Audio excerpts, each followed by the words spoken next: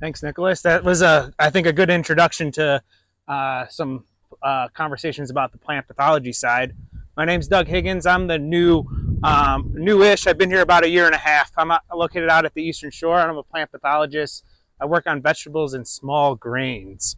Um, and so I have a few handouts up here if you'd like to wander up and get them.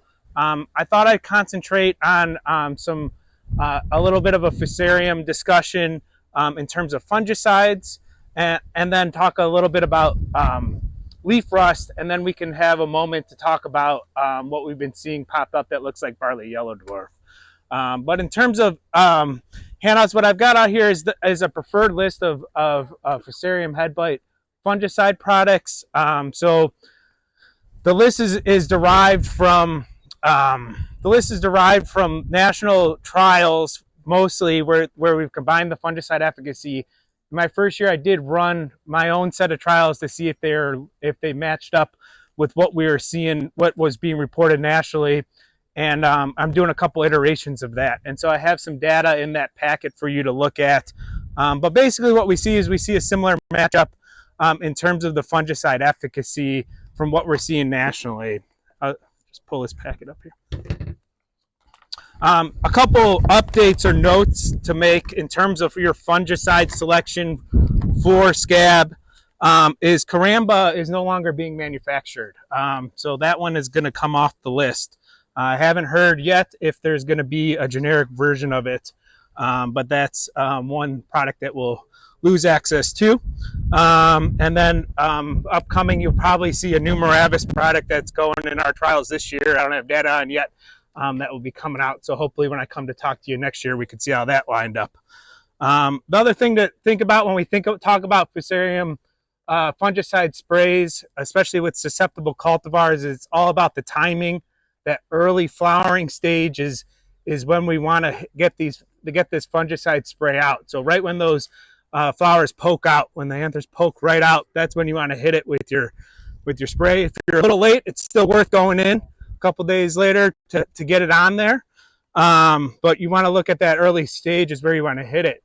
In this year's experimental trials, which when I come out next year, I should have more data for you, we're going to look at combining that early spray with another spray 4 or 5 days later. Traditionally, what the research has shown, if we go earlier, there's not a big benefit, but we really haven't looked what happens if we go after that early anthesis and hit it back to back. So take a look at that. Some other things to note here, there's a lot of use of, there's a scab prediction tool that will tell you when the conditions will be ripe for disease to develop. This can be useful in planning your fungicide applications. But again, we're really driven by that flowering stage is when we want to get these fungicides on. What we did see in Nicholas pointed out earlier was, sometimes if we forgo that scab spray, we might have issues with other diseases. I've seen quite a bit of leaf rust out on the Eastern Shore this year. Some of it blew up pretty bad. So in this packet that I've got for you, I've got some recommendations on should you use a fungicide to manage leaf rust. And it really depends. First, like we talked about, if you're growing a susceptible variety. So there's kind of three things we want to look at. Growing a susceptible variety. Has rust been reported in the area for you? And do the weather conditions, are they conducive to disease development? If you answer yes to all three of those, you might be considering protecting your crop with a fungicide against rust. Now, there's two types of rust that I've seen thus far being here. We've got our leaf rust and our stripe rust.